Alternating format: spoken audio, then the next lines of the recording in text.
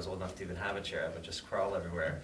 And so my brothers, being the oldest, they would do what the oldest did, and so even though they could walk just fine, they would crawl everywhere I crawled and put holes through their pants, and that's what forced my parents to get my first chair early, which was just basically like a skateboard with big wheels.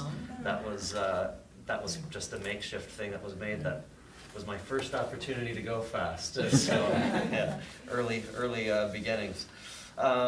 Well, thank you very much for having me here. It's an honor to be here, and I've heard a lot of good things about the James McGregor Stuart Society and the work that's being done here in the Blue Nose Marathon, and how exciting it is that there's going to be a wheelchair event, and then tonight to be able to present this award to someone who's obviously very distinguished here.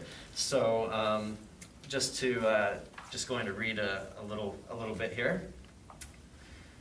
Well, again, thank you. So I'm honored, and this year the recipient of the James McGregor Stuart Award, as you know, goes to John Clary Stubbert.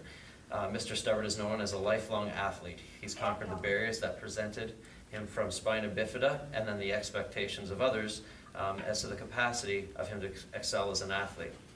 Affectionately known to some as Stubby Clary, he was born and resides in it's what's on here, by the way. I'm assuming. If you want any other nickname, I'll just... Affectionately known to me as Superman Clary, he was born and resides in Antigonish, but his passion for wheelchair basketball has taken him around the world. Over more than 40 years, he has played in over 70 tournaments, including a member of Canada's national team for 10 years. Continuing to play regionally, he has had the opportunity to play alongside his daughter Abby. Abby and Clary's wife Nancy are also here with us today. Yeah. Abby's going to be here. Abby's not Nancy. Yeah. Nice to meet you. You need a new speechwriter. That's all right. Well, say hi to Abby for me. That's pretty special, though, to be able to do that. Yeah, it really was. Yeah. Clary is a strong advocate for the sport of wheelchair racing, or wheelchair basketball, and sports in general, raising general awareness and excitement for sport among school children, particularly those with disabilities, and the general community. He started local teams in Antigonish and other maritime communities. He is an active member of the Maritime Wheelchair Basketball Association and has served as national classifier for Wheelchair Basketball Canada. He was inducted into the Canadian Wheelchair Basketball Hall of Fame in 2004 and is noted by many as one of their inspirations for playing the game. Off the court, Clary is also a superstar. He's an advocate, mentor, and supporter, working alongside people with disabilities in his role as a rehabilitative specialist. His belief in equality and access has helped people strive for greater independence and acceptance of their disabilities, and to also advocate for the work of others. Here's a quote from Ann Kamosi. Is that Kamosi? Who is a client and friend, who is the person who actually nominated Clary. And is on the phone. She's here. Hello. This is Ann. Hello, Ann. And I can't really hear. I'm here. Okay. I'm about to There we read. go. I'm about to read your quote from your nomination. So hopefully I got it right. Clary was my rehab specialist who mentored me and trained me to use both the manual and power wheelchair. His dignity, respect for the whole person, humor, and energy to make a person's life better is inspirational. His own personal energy, diligence, and commitment is infectious. His belief in equality and access has made me strive for greater independence and acceptance of my disabilities and advocate and work for others as a leader as he does. I knew nothing of his stellar international, national, and provincial achievements in basketball until he humbly spoke to me of starting an Antigonish team.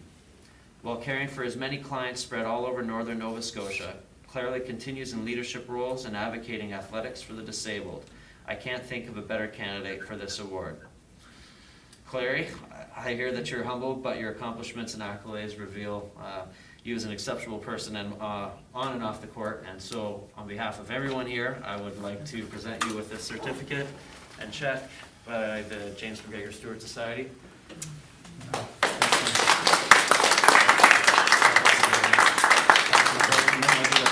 Yes, right.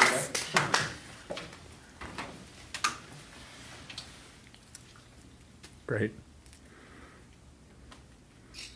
I've actually been recording the whole thing. It's Thank an you. honor to present Thank to you you so today. much. I appreciate it very much. And as you could probably tell, it was very unexpected that I even got the nomination.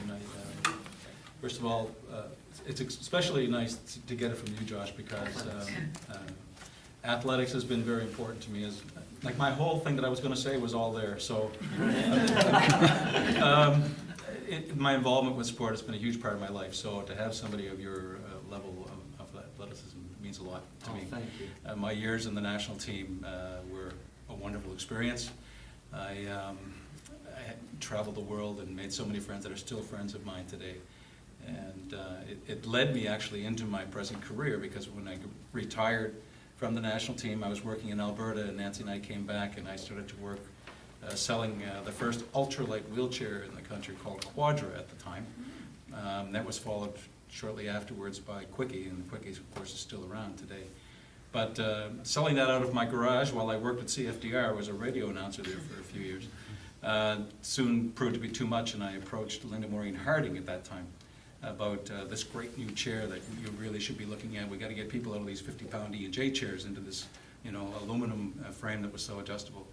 And they took it on and took me on as a sales rep. So we were traveling to Cape Breton and to PEI at the time, my territory being quite large, and decided that either one of those locations could support a store. So we opened the store in Prince Edward Island, Nancy, and our daughter was 2 at the time, and I worked there for 18 years with a Harding Medical location. And when we came back to Nova Scotia, I took on with PharmaSave Home Healthcare. So I work out of the Antigonish area right now, but the store is in Sydney, putting on lots of miles, but it's such a rewarding position. And as Anne said, so many of my clients have become friends, and I have to thank her for the kind words that she put into that nomination. She, along with Tawny Anthony. Tawny was is an occupational therapist that I work with, also a friend, and Karen Ferguson is with